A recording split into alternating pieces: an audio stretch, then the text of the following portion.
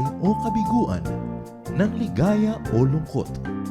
Kaya marapat lamang na tanggapin si Jesus bilang tagapagligtas at Panginoon. At matapos yun ay panariwain ang katapatan at paglapit sa Kanya bawat araw o day by day. Ang day by day ay naglalayong umalalay sa pang-araw-araw na pamumuhay. Narito po si Kuya Ed Lapis sa mensaheng pinamagatang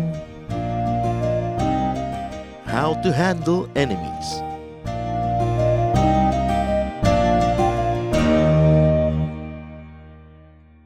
Matthew 5:44, Jesus says, love your enemies. Isa sa mga pinakamahirap maintindihan at mahirap sundin, but just the same, these were the words of Jesus.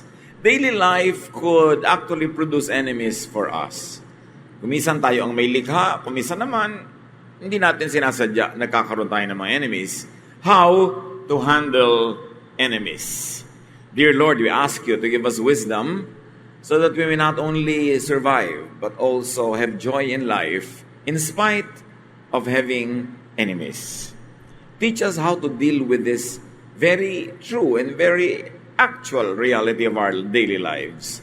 Kayo ang manguna, magturo, umakay sa amin. At mga Panginoon, lahat po na aming kakulangan, punan nyo, patawarin nyo po kami sa aming mga kasalanan. At ngayon, hinihiling namin kayong mag-aral, kayo po magturo sa amin. We ask you, we seek you, in the name of your Son, Jesus. Amen. How do you handle enemies? First of all, don't make enemies. Na gagawa naman ng paraan yan na huwag tayong lumikha, huwag tayo ang magsadya, at huwag tayo ang manguna sa paggawa ng kaaway. Proverbs 20 verse 3, it makes you look good when you avoid a fight. Only fools love to quarrel. Kaya dibdibin natin yung napakasimpleng katuruan na ito na nakabubuti sa iyo na umiwas sa away sapagkat malaki daw kahangalan yung palaaway. Try not to make enemies. Yung enemy na siya ang umiimbento ng gulo nyo, siya ang may pananagutan doon. Pero yung ikaw ang umiimbento o kaya ikaw yung nagpatuloy ng sinimulan niya, may pananagutan na tayo doon. Proverbs 26:27, if you dig a pit, you will fall in. If you start a stone rolling, it will roll back on you. So para kang dumudura sa langit, sa mukha mo rin malalaglag ang iyong dura. Ganun ang paggawa ng kaaway. Pagka meron kang nilikha na patibong para sa kanya, ikaw ang mahuhulog doon. Ang gulong ginagawa mo, ikaw ang magugulo. However, if it can be avoided, at least minimize making enemies. Kumisan, sa paggawa mo ng tama, doon ka nagkakaroon ng kaaway, wala ka na magagawa tungkol doon. Pero, paliitin mo pa rin. Pwedeng pakontiin ang makakaaway o aaway sa iyo at pakontiin mo yung degree ng pag-aaway. Proverbs 17:14, the start of an argument is like a water leak. So stop it before real trouble breaks out. Yung mga water leak, kahit sa bahay, konti lang ang simulan yan, patak-patak, pero pagka hindi mo niremedyohan, lumalaki. Ganon din yung mga crack at mga kung ano-ano mga problema, kailangan maliit pa lang, lutasin na. Meron palang nagtatampo ng konti, kausapin mo na. Kasi pagka pinanigasan na niya, yung pagtatampo, mas mahirap na magkaayos. Pag meron ka agad na nasabing pangit, agad-agad, mag-sorry ka. Huwag mo nang pagpabukasin. Kasi pag tumigas na yung puso nung nasaktan, humihirap para sa kanya ang magpatawad. At humihirap din para sa iyo ang mag-sorry. Pinakamadali mag-sorry right after doing a mistake. Pagka pinatagal mo ng 1 minute, humihirap na. Naninigas na yung panga mo, ayaw na magsalita ng sorry. Kaya maging habit natin, pag may damage, solvent agad. Maraming sugat hindi nalalala kung nagsorry ka agad. Proverbs 26:17, it is better to take hold of a mad dog by the ears than to take part in someone else's argument. Nakakita na ba kayo ng asong nauulol? Yung walang kinikilala, kinakagat kahit sino? Sabi, mas madali pa daw gawin na hawakan mo siya sa kanyang dalawang tainga kaysa makilahok ka sa away ng may away. Yung may nagtatalo, nagkakagulo, sasali ka, lalo kung may kakampihan ka pa. Don't make an enemy of people's enemies by taking sides. by getting into the fray. Nananahimik ang buhay mo, may dalawang nag-aaway, sasali ka, di pumasok ka sa gulo. It is unwise. And very especially, kung hindi mo naman talaga naiintindihan yung pinag-aawayan nila. Yung hindi mo kaaway, pag may kinampihan ka sa dalawa nag-aaway, kaaway mo na rin yung kaaway niya. Kaya hindi siya matalinong gawin. Don't worsen current enmity. Kung meron na talagang awayan, samaan ng loob, o nando na yon, huwag mo nang palalain. Huwag nang buhusan ng gasolina ang siga, ang apoy. Huwag nang palakihin ang pilas ng napilasan na nga. Huwag nang magdadagdag pa ng salita pag merong nag-away, tumahimik na lang. Because the more you say something, the more the quarrel prolongs, the bigger the trouble gets. Proverbs 22:3, when you see trouble coming, don't be stupid and walk right into it. Be smart and hide. Pag nakikita mo ng usapan papunta sa away, stop it. Shut up, be smart, and hide. Lalo pag mahal mo sa buhay, asawa mo, magulang mo, kapatid mo, kaibigan mo, office mate mo, yung papainit na ng painit ang usapan, stop it. Keep your tongue, hold your tongue, and if you can, walk away. Para lumamig ang ulo nyo pareho. Lumalamig naman yan. Kaya nga sabi nila, if you're angry, count 10. And if you're very angry, count 100. Why count 10? Kasi ang tao, pag nagagalit, may nare-release na chemical sa kanyang blood system na nagpapatapang at nagpapalakas sa kanya. These are survival instincts. Para tayo mag-survive, kung kinakain ka ng leon, hinahabol ka ng tigre, may ahas na biglang gustong tumuka sa'yo, napupuno ng adrenaline ang iyong blood para magkaroon ka ng energy to run away, to fight back, or to do something to save your life. Remnant yan ng ating primitive existence noong unang panahon na napakaraming panganib na nandyan pa sa ating sistema. So pag bigla ka nagalit, nagpanting ang tenga mo, may narinig kang ayaw mo, bigla kang tumatapang. Parang kaya mong sugurin kahit isang batalyong army. Parang kaya mong labanan kahit sino. Pag gano'n ang naramdaman, count 1 to 10. Bakit? Subukan nyo, mag-count tayo. 1, 2, 3, 4, 5, 6. Ilang kayo? 7, 8, 9, 10. Siguradong hupa na ang galit mo bago mag-10. So may sinabing nakakainis ang asawa mo, gusto mong sabihan din ang nakakainis, count ka muna. Yan ang ginagawa mo. Nagbibilang. Count tayo pareho, daddy. Sabi ko nun, 1, 2. After 10, matatawa na kayo. Kasi lampas na yung silakbo ng damdamin. Yung tinatawag nila kung isang temporary madness na pwede mong gawin iting defense sa court. Palampasin ang galit. Kasi sandaling-sandali lang, dahil hindi kaya ng body mo na magkaroon ng adrenaline for too long. It takes a lot to get that energy and it will not stay long. So pag nagalit ka, bago ka magsalita, count 1 to 10, gawin nyo yan, it works. At kung galit ka, count 100. Siguradong nakaalis na siya, gusto mo mang saktan, hindi mo na masasaktan kasi wala na. Mas mabuti na yon kaysa mamaya, lifetime ka danunuyo, 5 taon kang nagme-makeup, hindi pa rin sapat. Kaysa napawalan mo ang iyong galit. So be smart and hide when you see trouble coming. Pag kami galit na galit sa'yo, sinusugod ka, try to be invisible for a while. Be out of sight. Para yung galit niya na dapat ibubunton niya sa'yo, humupa na muna bago kayo magkita. Huwag niyong sasalubungin ang galit ng kapwa. Kasi ang taong galit ay nauulol, nababaliw, nawawala ng katwiran. At maaari kanyang masaktan, pwede ka pa niyang mapatay. It is wise to avoid that kind of trouble. And go for peace. Ang lagi nating hanapin, planuhin, hangarin, kapayapaan, katahimikan, katiwasayan with our fellow men. So make friends, make peace with your accuser. Pag kami nagagalit sa'yo, dinedemanda ka, make friends, especially if he or she is right. Make peace with those that you have wronged. Marami namang taong nagawa natin ng mali, ang hinihintay lang mag-sorry ka eh. Ang hinihintay lang, aminin mo ang iyong pagkakamali, umingi ka ng tawad, at tapos na. Bihirang tao rin yung gustong galit siya, na gusto niya may kagalit ng matagal. Ayaw ng tao no normally. So kung ikaw na maunang magpapakita na gusto mong makipagkasundo, siya man, unless abnormal siya, ay gugustuhin na rin niyang makipagkasundo sa iyo.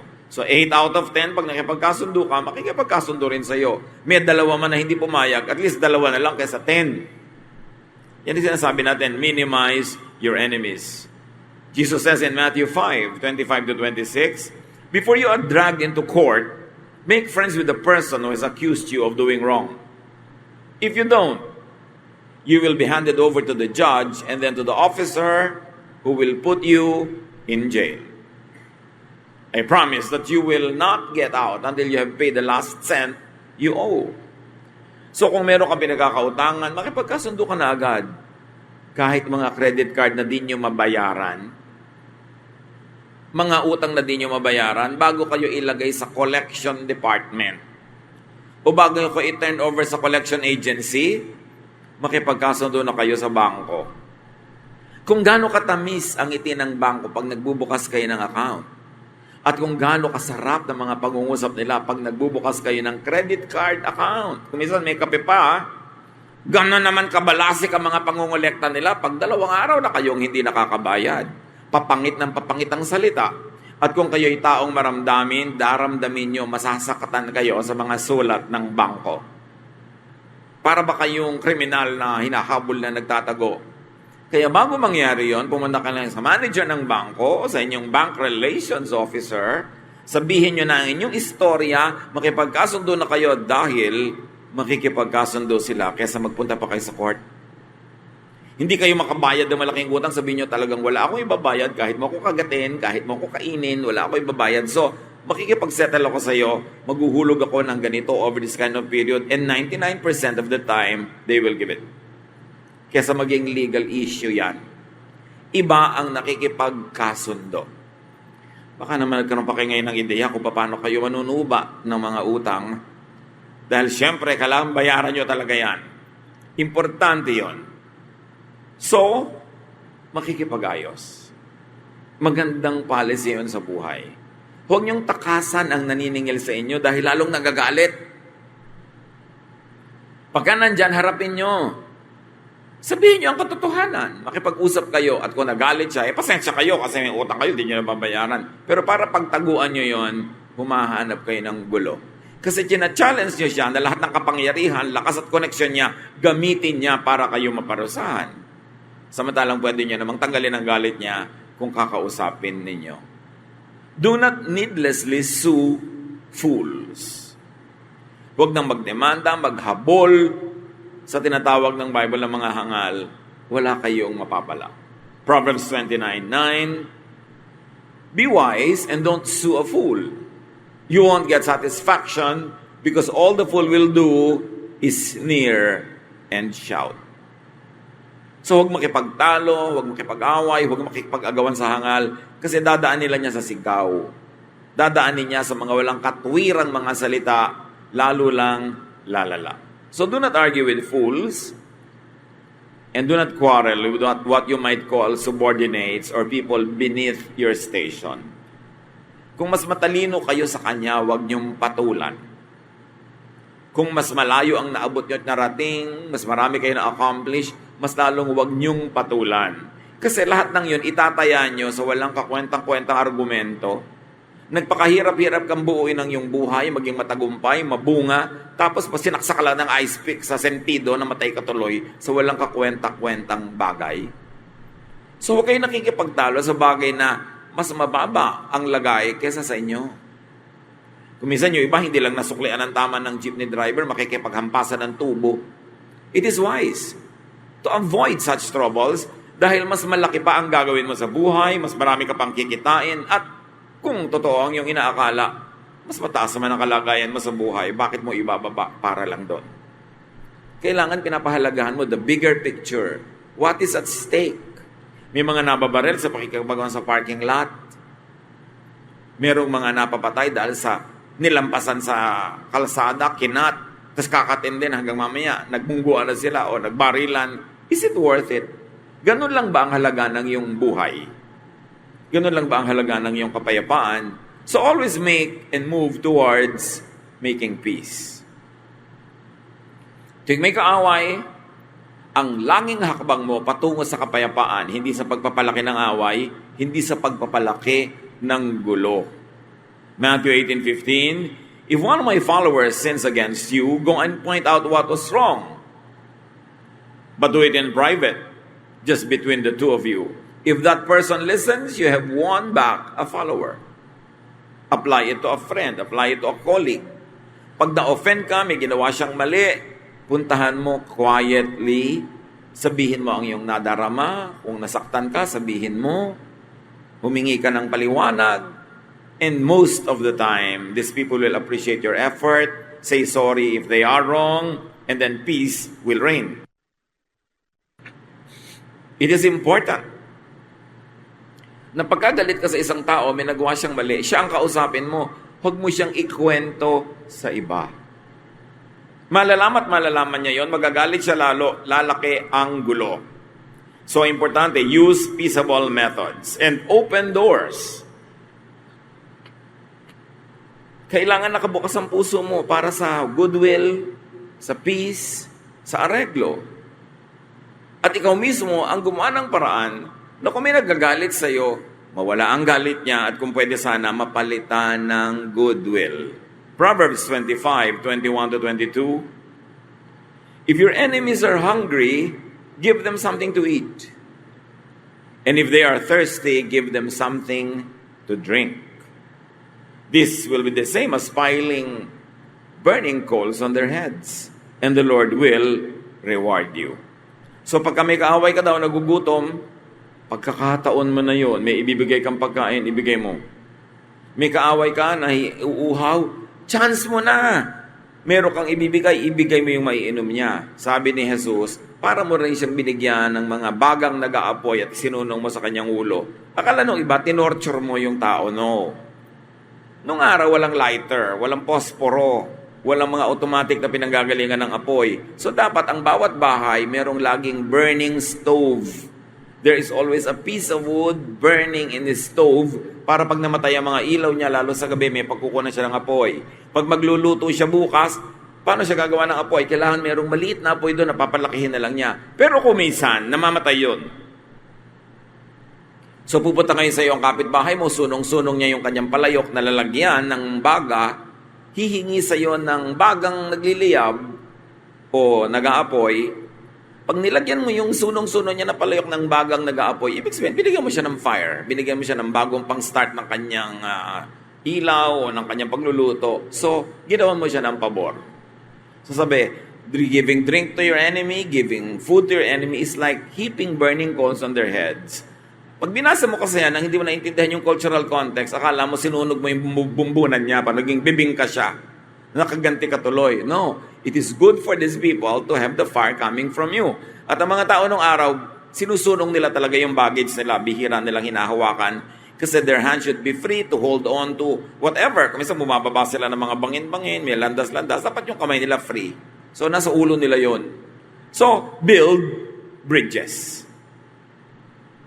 Sabi nga nila, people are lonely because they build walls instead of bridges. Para tayo mga island tayo mga tao, choice mo, gagawa ka ba ng bridge para mag-connect ang ibang tao o gagawa ka ng wall para hindi sila makapasok sa'yo at kaya lang ikaw din nakulong sa sarili mong wall. And this wall can be your ugali, asal, kakulangan ng pakikipagkapwa. Proverbs 15:1, a kind answer soothes angry feelings, but harsh words stir them up. Pag may nagagalit sa'yo, nagtatanong, naninita, pag mabait, malumanay ang iyong sagot, humuhupa ang kanyang galit. You are building bridges. Pero pagka pabalang-balang ang sagot mo, lalo siyang magagalit, you are building walls para hindi kayo magka-connect at magkasundo kahit kailan. So, napakahalaga ang pagpili ng pangungusap. Kahit mga galit na tigre, mga nauulol na aso, may dog whisperer. Merong marunong bumulong ng tamang timpla, tamang volume, tamang tunog, pati galit ng mga aso, matitigas sa ulo mga aso na paaamo. Napakahalaga ang pamimili ng salita. Kaya mabuti pa pagkagalit ka, huwag kang magsasalita eh. Dahil ang laki ng opportunity, chance na mali ang masabi mo. Nasaktan ka. Ang tendency ng maraming tao, manakit din in return. Pero nasaktan ka, the best is to keep quiet. At pag malamig na yung ulo mo, tsaka mo nalang sasabihin, alam mo, nasaktan ako, na-offend. Kaya sasaktan mo rin siya. Kasi nangyayari na may ginawa siyang mali sa'yo, pero yung sagot mo, mas mali. Ang ending tuloy, kahit siya ang unang gumawa ng mali, ikaw patong sa dulo ay humihingi ng tawad at nagsasorry. Kaya, pag may gumawa ng mali, chance mo na to have the higher moral ground. Ikaw ngayon ang magpapatawad kasi siya ang gumawa ng mali. May iisip din naman niya yun. Pero ang sagot mo sa ginawa niyang mali ay mali din, mamaya ikaw na ang hihingi ng tawad at siya na magpapatawad sa iyo kahit siya ang nagsimula ng gulo. It is wise to be quiet. Kaya sabi nila, speech is silver, silence is gold. There are moments when being silent is much more desirable than being eloquent. Proverbs 25, 9-10, when you and someone else can't get along, don't gossip about it. Others will find out, and your reputation will then be ruined. May kasamaan ka ng loob, bakit kailangan mo ipamalita sa iba? Naghahanap ka ng kakampi, awa, lahat yun negative ang reflection sa iyo. Nakakahanga yung tao na ang tagal palang may dinadala na gulo, sinasarili lang niya. Tapos nalaman mo, hindi siya ang nagbulgar sa'yo, pero hanga ka. Hanga naman ako sa taong to. Meron pala siyang niloloob lang. Hindi na niya inilalabas pa para gumulo. Pero yung taong punta na dito, punta doon, dapo doon, nagdadala ng masasamang balita laban sa kanyang kaaway. Wala namang humahanga sa ganong tao. Hindi rin naman yung nagkakaroon ng kakampi. Lumalala lang ang sitwasyon. So kung may kasamaan ka ng loob, kung may sasabihin ka, dapat sa kanya mo lang sabihin at hindi sa iba para umayos.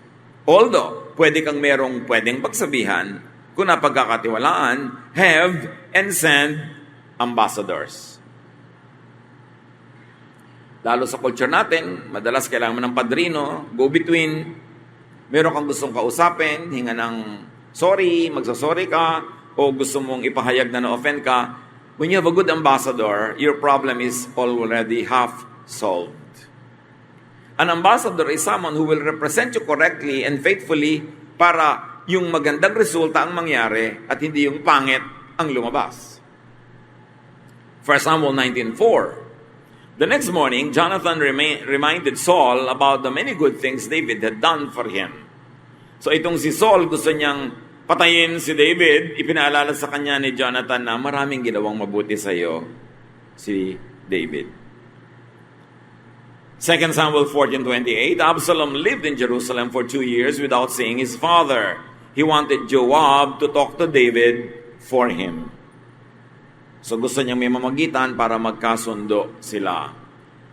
Pero, tandaan niyo mga kapatid, choose your ambassador very well.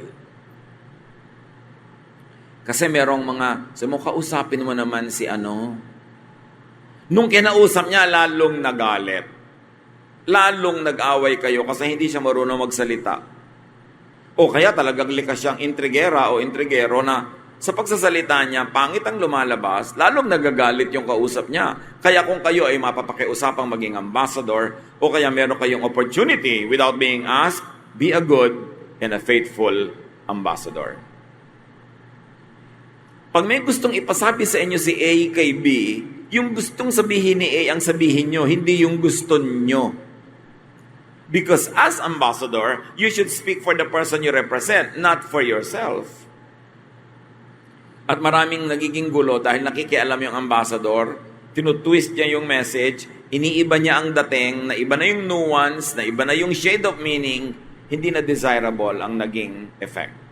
Kung kayo ay mapakiusapan, mapagtiwala ang mamagitan, tiyakin yung buti at hindi sama ang magiging bunga ng inyong ministry. ng inyong paglilingkod sa inyong kapwa. And if you want to be at peace with many people, always be ready to make peace offerings. Magbigay ka ng mumunting bagay na thoughtful, maa-appreciate, o kailangan ng tao, malakas yun na magpahupa ng galit. Sabi nga ng Proverbs 21:14, a secret bribe will save you from someone's fierce anger. Kailangan marunong ka magpadulas. Marunong ka magregalo. This is not to corrupt justices. Yan ang masamang bribe. Nagbabribe ka para yung case mo, masama ka, ikaw ang manalo. Yan ang masamang bribe. Pero yung medyo mabagal-bagal at napakabagal ng clerk, inabutan mo ng butong pakwan, bumilis, hindi na masama. Na-motivate siya dahil ginanahan siya. Hindi lahat ng uri ng pagbibigay ng ganito ay masama. Masama ang bribe if it distorts justice. If it gives you a bad and an edge that is not justifiable. But if it's only to motivate people to be nice, to be kind, to be quicker, to be more industrious, it helps you. Proverbs 17:8, a bribe works miracles like a magic charm that brings good luck. So yung taong marunong magregalo, marunong mag-abot, marunong mag-tip, marunong magpasaya ng kapwa, usually pinapasaya din siya. At kung gusto niyo ng very good service sa isang restaurant, siyempre dapat nagtitip kayo. Pero kung nagtip kayo ngayon dahil paalis na kayo, ang good service niyo next visit pa. Kaya kung gusto niyo ng good service this visit, nagsisimula pa lang kayong umorder, ibigay niyo na ang tip. Ito ang para sa iyo. Binigyan mo ba naman ng 15,000? Talaga siguro pinatayo niya lahat ng tao at ikaw lamang ang pinaupo doon. Pinipedicure ka pa habang nagsosopas ka. Mag-abot ka agad. Money talks, and when it does, people listen. Masama ba naman magbigay ka ng tip sa mga waiter na ang liliit ng sweldo? Walang inaantay yung asawa ng pag-uwi, kundi magkano ang natip mo ngayon? So bukas baka kapasal yung pamilya dahil maraming natip. So it's not wrong. Masama lang yung ito tip. Kumupit ka pa sa kusina, dagdagan mo yung take out ko. O iba na yon. Iba siyempre yung marunong ka magpagana, marunong ka magregalo. Akala nung iba, mali yun eh. Mali lang yon pag itutuwid mo yung liko. Kukuha ka ng undue advantage to twist justice. So make peace offerings. And remember, if you want peace in life, pay. May utang ka, bayaran mo, tatahimik ang buhay mo. Meron kang gustong ma-enjoy, bayaran mo. Hindi mo kayang bayaran, magtiis ka, huwag kang mong enjoyin. But don't get free lunch. There is no such thing. Dapat willing kang magbayad. Bayaran mo ng pera, bayaran mo ng services, bayaran mo ng ibang bagay, pero dapat marunong ka magsukli. Huwag kang laging libre at nagpapalibre. And kung merong may utang sa'yo, hindi ko ikamamatay na hindi singilin, ayaw niya magbayad o hindi na niya kaya magbayad, don't collect anymore para tumahimik ang buhay. At pwede mong sabihin, alam mo, hindi na kita sisingilin, so huwag mo na akong iwasan. Kasi kahit naman singil ka ng singil, hindi ka rin nakakasingil, nagagalit ka, nagagalit siya sa'yo, wala ka rin namang napala, sayang naman yung galit mo. So patawarin mo na. Rebuild damaged friendships. One of the few things that you can never make is to make old friends. You can make new friends, but you cannot make old friends. So napakalaking kamalian to turn old friends into enemies. At napakalaking sayang pag pinayagan mo na ang isang old friend maging enemy mo dahil siya ang nagalit sa'yo, tapos hindi mo sinuyo, hindi mo kinausap. Today, you can make a new friend, pero today ba makakagawa ka ng 30-year-old friendship? No. You can only lose it, but you cannot make it. Kaya ang old friends pinapahalagahan, hindi ka makaka-invento ng old friend. Ibabalik mo ang panahon.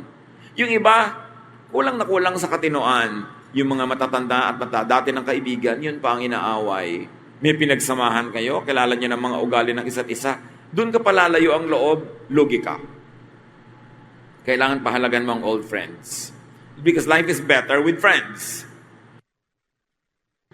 Proverbs 18:24, a true friend is closer than your own family. So do not lose a friend and do not let a friend become an enemy. Dahil yung katotohanan na sinasabi, your best friend could be your worst enemy. Yan ang nakakalam ng lahat ng lihim mo. Pag yan ang nagalit sa'yo, logi ka. So dapat pinapahalagahan mo ang isa't isa. Life is worse with enemies. Better with friends, worse with enemies.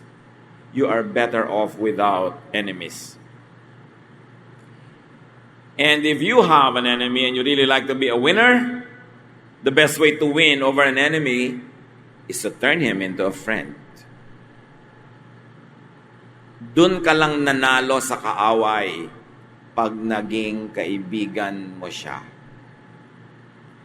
Pero nasaktan mo siya, nasunog mo yung bahay niya, nabaril mo yung asawa niya, sa palagay mo panalo ka doon? Sa palagay mo hindi siya maghihiganti? O siya ang sinira mo, sa palagay mo walang mahal sa buhay yun na maghihiganti para sa kanya? Ang isang kaaway na hindi mo nagiging kaibigan is a great loss.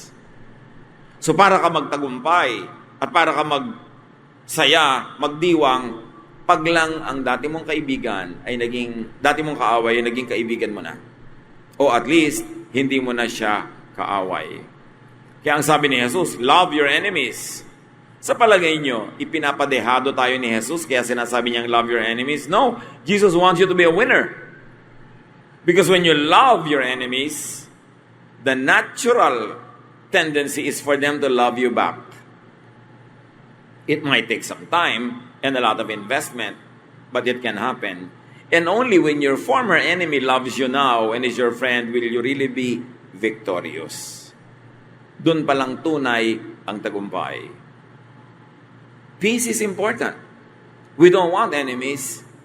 Kaya merong isa tayong project na pinakamabilis itong gumawa ng enemies. Next to pangungutang na hindi pagbabayad, pagdaldal ng mga walang katuturan, pagsasalita ng mga masakit, o pagbubulgar ng mga sikreto, diyan tayo nagkakaroon ng mga kaaway. Proverbs 21:23, watching what you say can save you a lot of trouble.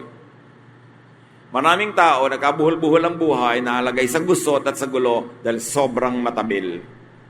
Sobrang mabilis magsalita, nagbubulgar ng mga sikreto, nang-aaway ng mga tao, nananakit ng damdamin, gulo ang iuwi niyan sa buhay. So do not make enemies with bad words. Instead, make friends with good words. Choose your words. Psalm 34:14, do good instead of evil and try to live at peace. Sandali lang ang buhay. Pag nabuhay ka ng 60, 1/3 of that, tulog ka. So 40 na lang ang natira na years na gising ka. Tapos may kaaway ka pa. Sayang ang panahon. Sayang ang energy. Pag may nakasakay ka sa jeep na nakaaway mo, hindi kayo nagtitingin na nakakapanigas yata ng leeg yung ayaw mo siyang makita. Nakita kayo sa isang okasyon, gusto mo nang umalis agad, ang hirap ng damdamin mo. Sayang ang okasyon. Alisin ang mga kaaway sa buhay. Kung hindi natin sila kayang gawing kaibigan, at least alisin ang pagiging kaaway. Coexist. Pero kung kaya mo pang gawing kaibigan because you know how to give gifts, you know how to say good words, and you know how to be sincere and be kind and loving, then your life will be sweeter and nicer. Kahit anong gawin natin, gumawa ka ng kaaway, gumawa ka ng kaibigan, sandali lang ang oras natin sa mundo. It is nicer kung friends ang mga nakapaligid sa atin. Or at least hindi enemies. Sabi ni Jesus, I came that you might have life and have it to the full. And one of the secrets, of course, is being loved by others and loving others because life becomes infinitely nicer and better when there is love or at least goodwill going around. Dear Lord, teach us to be agents of peace. Turuan niyo kami, Panginoon, na suriin ang mga sarili namin, makita namin kung ano sa mga pananalita, gawi, asal namin ang lumilikha ng kaaway at ito'y maituwid namin, maitama. Ipakita nyo rin ang mga pamamaraan namin na mabuti, nakagagawa ng mga kaibigan, napapamahal kami sa kapwa, at nang ito'y lalo namin ma-develop. Mga anak nyo kami, O Diyos, we should be agents of peace. We must be loving, and because you love us, you want us to get loved as well. So teach us to be lovable. Teach us to watch our tongues, our lifestyles, so that we will have more friends and less enemies. Pagbulay-bulayan natin mga kapatid, i-apply agad sa ating mga pamilya, sa inyong workplace, sa inyong mga kaibigan, and then to your greater and bigger community. Dear Lord, while your people are silent before you for a while, give everyone wisdom to apply these powerful truths in everyone's daily life.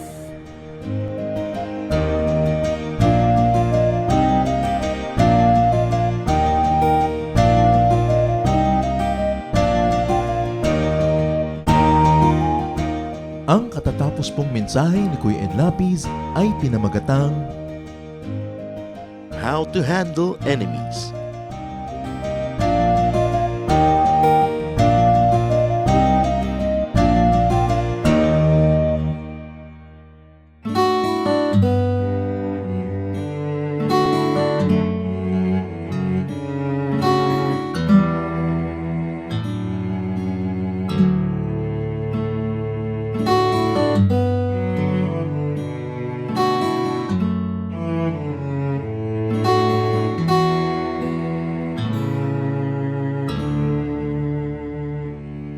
Aking damdamin, di mapalagi, at ang isipan ay laging ligaw. Di mawawari ang buhay palagi, kahit itama ay hindi sapat. Nais kong itamang lahat, ngunit iabot at di sapat. Jesus, kailangan kita. Jesus, hindi mangangamba. Jesus,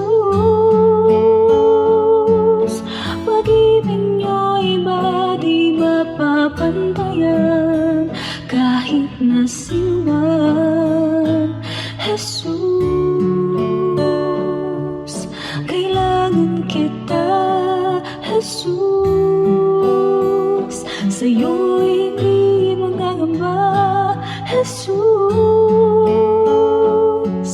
sa piling niyo ako'y laging may pag-asa.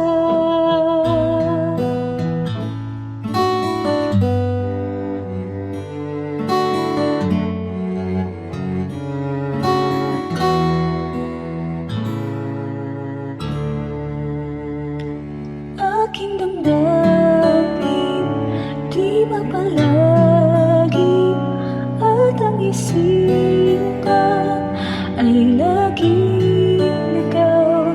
Di mawawari ang buhay palagi, kahit itama ay hindi sapat. Nais kong itama ang lahat, ngunit iabot at di sapat. Jesus, kailangan kita. Jesus, hindi mangangamba. Jesus, pag-ibig niyo'y ba di mapapantayan kahit na sinuman. Jesus, kailangan kita. Jesus, sa'yo'y hindi mangangamba. Jesus, sa piling niyo ako'y laging may pag-asa. Jesus, kailangan kita. Jesus,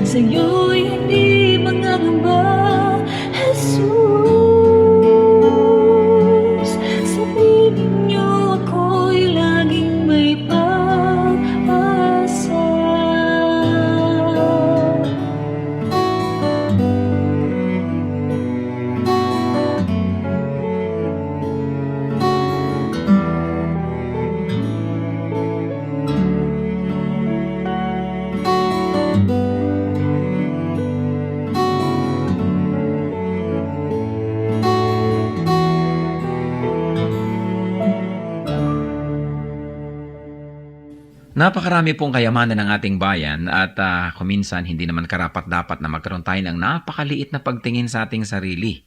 Nangyayari lang yon kung hindi natin kilala ang ating nakaraan, hindi natin kilala ang mga kayamanan ng ating bayan na nagpapaganda sa atin pong lahi.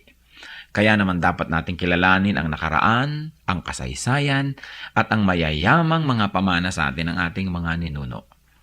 Ang mga hiyas po ng ating lahi, ang mga kayamanan ng ating bayan ay binubuo ng maraming bagay.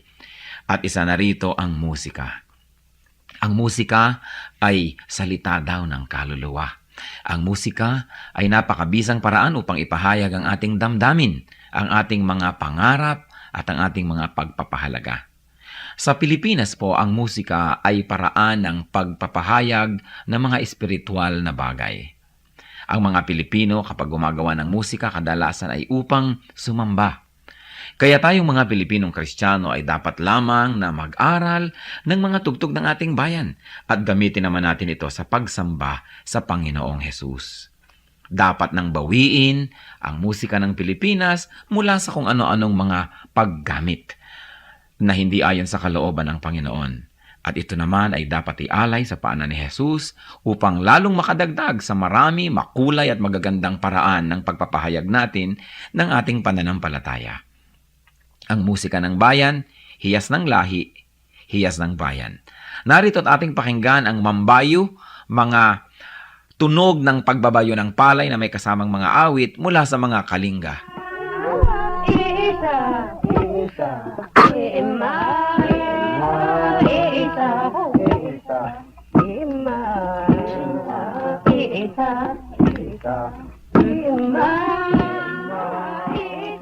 Ang mambabayo ay isang karaniwang gawain ng mga kalinga at ito ay pagbabayo ng palay.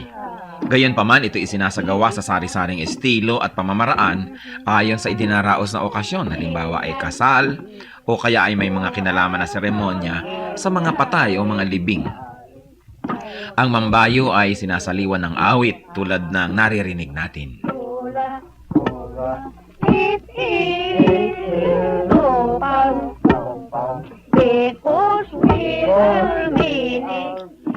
Ang sinasaliwan ng awit na pagbabayo ng palay ay ginagampanan ng 8 kababaihan at sinasagot naman ng mga kalalakihan.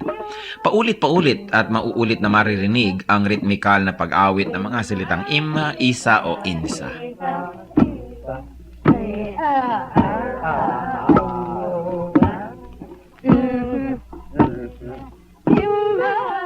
Kasabay nito ang kanilang pagbabayo. Anong ibig sabihin ng ganitong uri ng pagbabayo? Pangbabayo ng palay na hindi lamang ang dahilan o ang gustong mangyari ay makapagbayo ng palay, ito rin ay isang bigkis panlipunan. Sa pagbabayo, makikita ang tulungan, pakiramdaman, pagsasaya. At makikita natin ang pagiging dakilang mga musikero ng mga Pilipino na maging sa pagbabayo ng palay, gumagamit sila ng musika, hindi lang upang sila ay malibang at pagaanin ang trabaho, kundi patuloy na ipahayag ang kanilang nadarama. Sa mga Katagalugan at sa mga nasa kapatagan ng Luzon, uso rin ang bayuhan, lalo ang pipigan. At kadalasan, yung halo na ipinangbabayo ng pinipig, inuukit pa ang loob nun at nilalagyan ng parang bolang kahoy sa loob na habang nagbabayo, kakalog-kalog naman ang bolang ito at gumagawa na naman ng isang ritmo.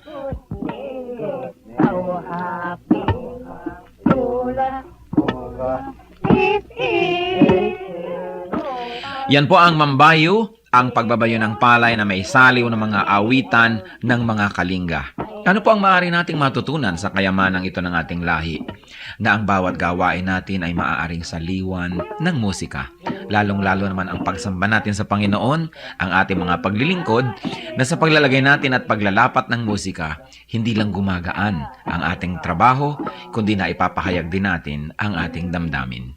Musika ng bayan, kayamanan ng ating lahi, hiyas na dapat makilala at ingatan.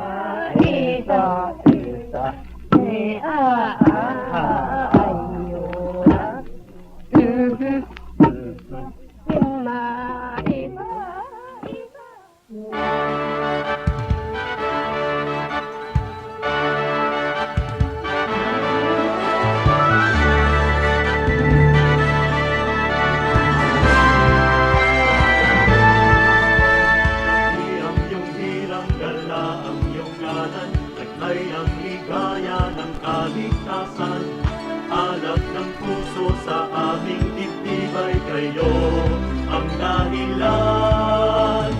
Gawin ang nahihimbing na damdamin, isingin ang aming yaring isipan. Tangang lakas ay gawin niyong alipin sa inyo ang pagsamba. Pagsamba, dalis ay na pagsamba sa dakilang ngalan niya.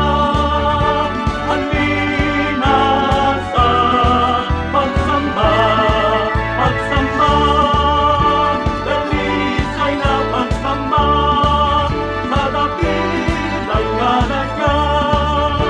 Halina sa pagsamba.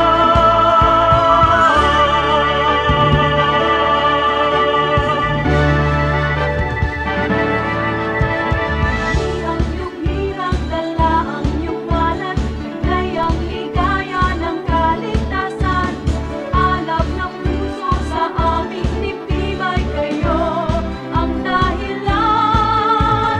Bukawin ang nahihindig na damdamin, isingin ang aming yaring isipan. Tangang lakas ay gawin niyong alipin sa inyo ang pagsamba. Pagsamba, dalis ay na pagsamba sa dakilang ngalan niya. Halina sa pagsamba, pagsamba, dalis ay na pagsamba sa dakilang ngalan niya. Halina sa pagsamba, pagsamba, dalis ay na pagsamba sa dakilang ngalan niya. Halina sa pagsamba, pagsamba, dalis ay na pagsamba sa dakilang ngalan niya. Halina sa pagsamba.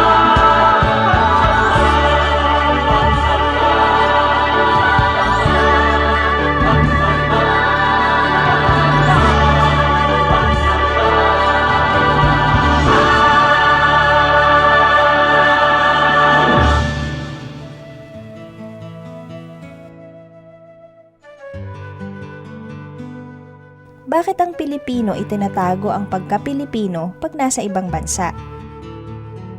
Kadalasan yung puna na yan, nakikita ko totoo lang sa Amerika. Siguro may mga Pilipino sa Amerika na baka illegal yung status. Kung nakipagkwentuhan pa sa kapwa Pilipino, mabisto pa. O kaya maraming mga nangangailangan ng tulong, baka ayaw ng paabala. O kaya matataas siguro ang kalagayan nila sa Pilipinas, pero nung sila ay nagpunta doon ay nagkaroon sila ng mga blue-collar jobs at hindi nila ipinagmamalaki ito, kaya hindi nila ine-encourage sa magkaroon pa ng usapan, kwentuhan. Pero ang mga Pilipino sa ibang mga bansa outside of the US, kadalasan tuwang-tuwa na nakakakita ng kapwa Pilipino.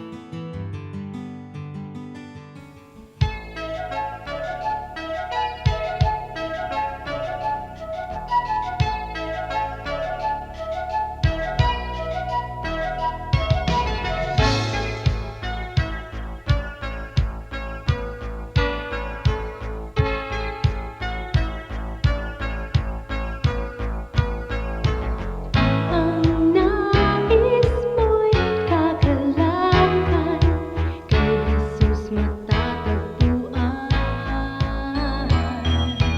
Kagalakang di magmamaliw, ngayon at magpakailanman. Kahit sa kabila man ang iyong pagdurusa, kung siya ang kasama ay kayang magsaya. Kagalakan ang puso ay makakamtan pag si Kristo sa buhay ang iyong paglingkuran. Kay ganda ng mundo kung malalaman mo na siya'y laging nagmamahal sa'yo.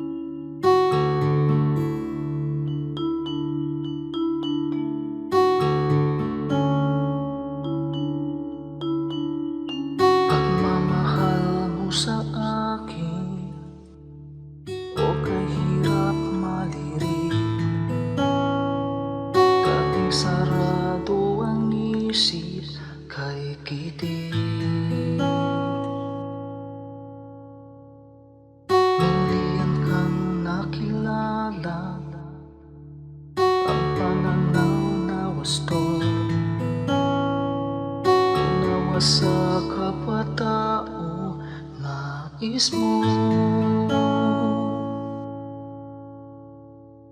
O Jesus, ang iyong pag-ibig ay hindi nagtatangi.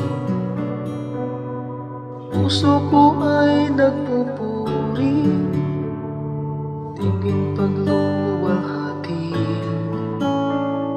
sa paglakbay sa aking buhay. Di na nga maliligaw, puso ko man maging isip, tigil lagi ng pag-ibig.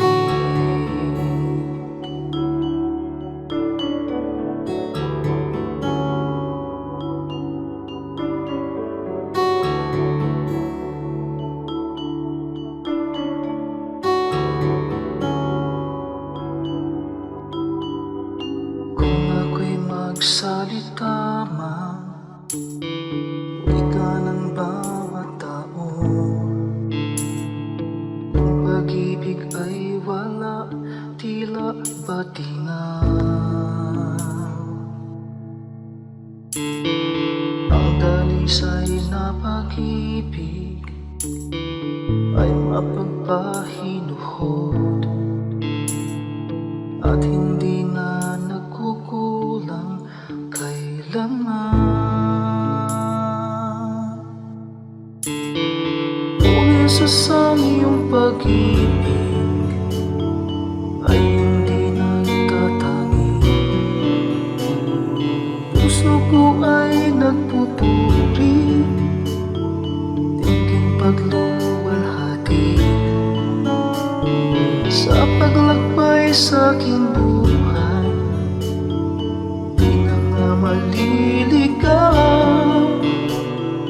puso ko man maging isip, tigil lagi ng pag-ibig. O Jesus, ang iyong pag-ibig ay hindi nagtatangi. Puso ko ay nagpupuri, tingin pagluwalhati sa paglakbay sa aking buhay. Di na nga maliligaw, puso ko man maging isip, tigil lagi ng pag-ibig. Puso ko man maging isip, tigil lagi ng pag-ibig.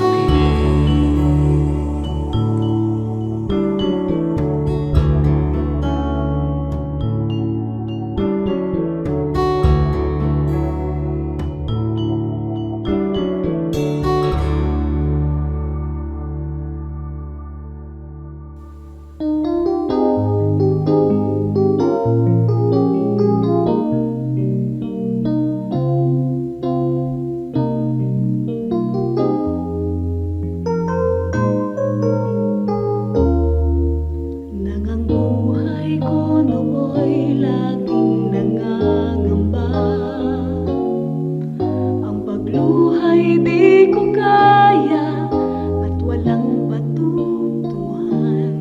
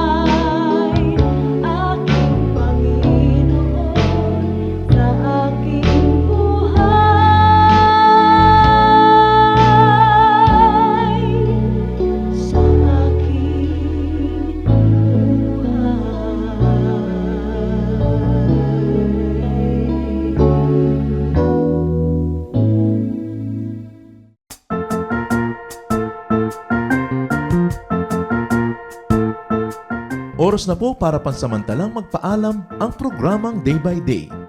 Tayo po'y magsama-sama tuwing ika-6 hanggang ika-7 ng umaga, araw-araw. Magandang umaga po at mabuhay ang Panginoong Hesus!